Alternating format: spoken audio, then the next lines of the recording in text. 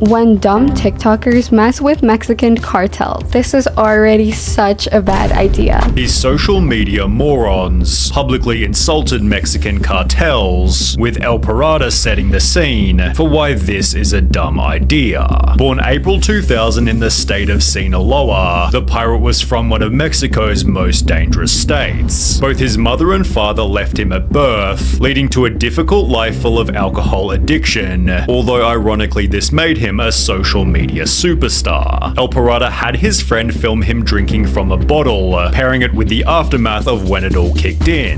He'd upload it to his YouTube under El Della Red Label, but didn't expect a viewership of over 300,000.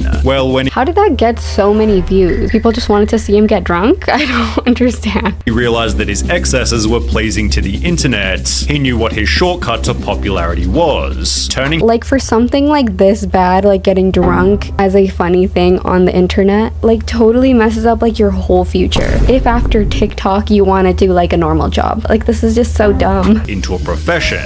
He'd start posting video after video of his drinking escapades, always pouring the beverage about an inch above his mouth in the exact same way as his first viral video. This, in combination with his small strange appearance, made El Pirata so extremely memorable, which grew his Facebook following to over 1 million and his Instagram to 300,000. Suddenly he was being paid over $1,000 just to show up at a club for a night, although this looks so goofy. So he's basically just living off of drinking alcohol, which is, I can't believe people were actually paying him for that. This would always come with one specific problem. Every time El Pirata drank, he'd become extremely vocal and borderline aggressive, to the extent that he was arrested on more than one occasion. In a 7.6 million view video, translating to "The Pirate Responds to Comments," he spends over 3 minutes simply yelling at his audience, giving the impression that he thought himself invincible. What's crazy is that these are the people giving him money to keep drinking, and he's like doing all this back to them. This would be curbed to some extent when he'd hire a social media manager named Beto Sierra, who encouraged El Pirata to give up the drinking to increase the longevity of his life and career. Spanish ended. After yet another heavy drinking session, El Pirata was filmed insulting Mexican cartels, specifically with the phrase "El Mencho suck my wiener."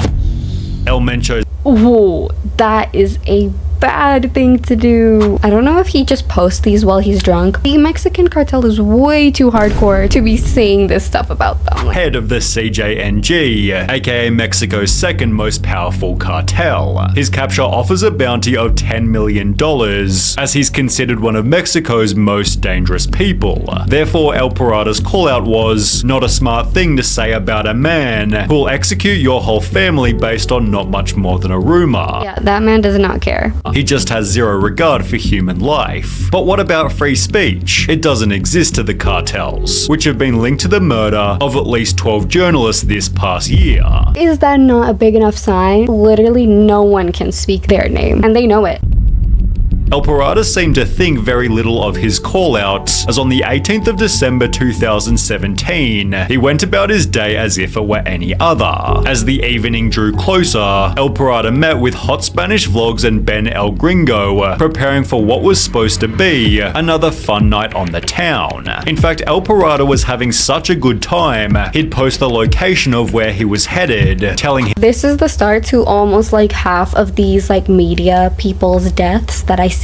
I feel like this happens so often. Why are people giving their locations like anywhere? And plus, I know the cartel probably could have found him in any place. I mean, you can't just say stuff like that, but like he just really just gave them a quick tip to be able to find him. His fans to meet him at the bar. However, instead, he'd be met by 4 men driving in a black truck who assassinated El Pirata only a minute after getting to the bar. The attack was clearly specifically targeted. CJNG only seems more obvious after exploring the fate of TikToker El Chinito. El Pirata and El Chinito lived in the same city, both having become famous for their goofy vertical videos. El Chinito therefore felt hurt by El Pirata's death, and just 17 days after, would call out the cartel as well. In the 31-second video, El Chinito states, "I don't give a crap about El Mencho," then proceeds to call him stupid and threatens to drive to his city to find him.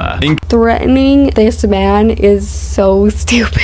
I just don't understand how you could do that and hit post. El Chinito then announces where he lives, but it would only be after. You can't be that stupid. This is like basically a joke. Like, he knew what he was doing. How are you gonna give your location? Both these people gave their location. The call out went viral that El Chinito realized he'd made a huge mistake. The following morning, with a blistering hangover, El Chinito apologized. "Excuse me, El Mencho. I was very drunk and wasn't in my senses. I am sorry. My respect to the old man," subsequently disappearing to keep a low profile. Rumors began to circulate that El Chinito had been executed by hired assassins, but this would be disproven by Margarito Music. He'd find El Chinito in his hometown, who instead of dying had rather gotten married and also had a baby on the way. He now uses his TikTok to document his life, clearly surviving his cartel call-out. Oh, I thought that he passed away. Because, I mean, he did give his location and stuff, but I guess he apologized, which is maybe all he needed to do. I don't know. I don't know what would have happened if he didn't apologize, though, but he was really living wildly. I think the apology video saved this guy's life. Illuminati 6, however, wasn't quite so lucky. He gained a following by doing dares on TikTok Live, one of which being I dare you to challenge El Mencho. Well, Illuminati 6 had zero hesitation. "Listen here, you son of a bitch. El Mencho, you can suck my wiener 100%. I don't sleep like El Parada or El Chinito. I'm immortal, I really knew what happened to these two, and he still kept going. untouchable. I made a pact with the devil. I came to give you fire, Mencho. I'm not scared to say this, I'll say it without the camera. Mencho can suck my balls." I will never understand people who act hard when they are obviously gonna be in like a losing fight here. And especially with all those journalists disappearing. The comments rolled in instantly. This man is already dead, just because they haven't warned him. This little boy has his days numbered. Not even the devil is going to save him. Illuminati 6 quickly realized his mistake and uploaded a second video begging for forgiveness, only added more exposure to his original cartel call-out. People began to joke, play the video of how they kill him, it would be great to see, but I don't think anybody expected that this would actually happen. It has since been theorized that the person in the video is someone else completely, but there's absolutely no confusion in the case of Fofo Marquez. Oh my gosh, he actually got killed. He's best described as the Mexican Dan Bilzerian, although without so many women. His TikTok is dedicated to bragging about money, showing his private jets and driving luxury cars. But Fofo also hides the fact that he's from a mega wealthy family. In case being a Nepo baby isn't already unlikable enough, he refers to himself as Millionaire Boy, making what would happen next all the more satisfying. Obviously anyone at that age that's driving cars like that, unless you have a business that's going crazy, obviously daddy's money. Planned on doing a prank that would anger his whole city. Drive 3 luxury cars onto a main bridge before parking in the middle of the road to block all lanes of traffic.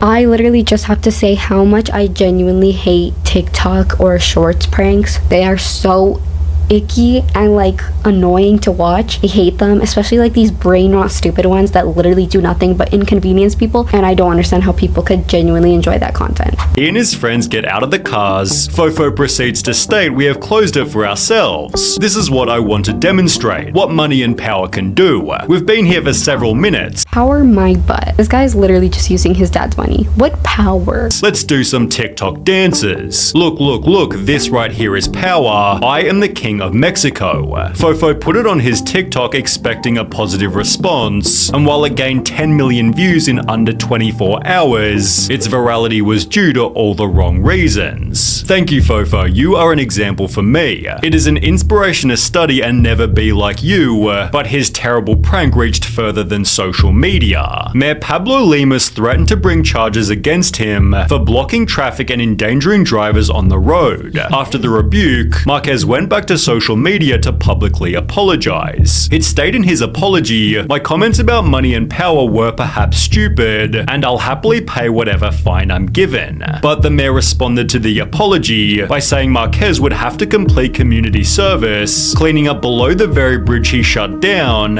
Obviously fines don't do anything to dumb people like this. I'm so glad when they actually make them do something, although I think that he should have gone to prison. Fofo Marquez was more than happy to do until the CJNG got involved. The cartel unexpectedly issued a public statement. As many know or are just learning about, the influencer or scum named Rodolfo Marquez, who dared to close traffic, is an act we do not tolerate. We're the ones in charge of Jalisco and all of Mexico. And to you, Fofo, we tell you to be careful, because we will not let you come thinking you can do whatever you want. Here in Jalisco, Mr. Mencho is in charge. If we see you again, we'll kidnap you, and not even the money you have will help you.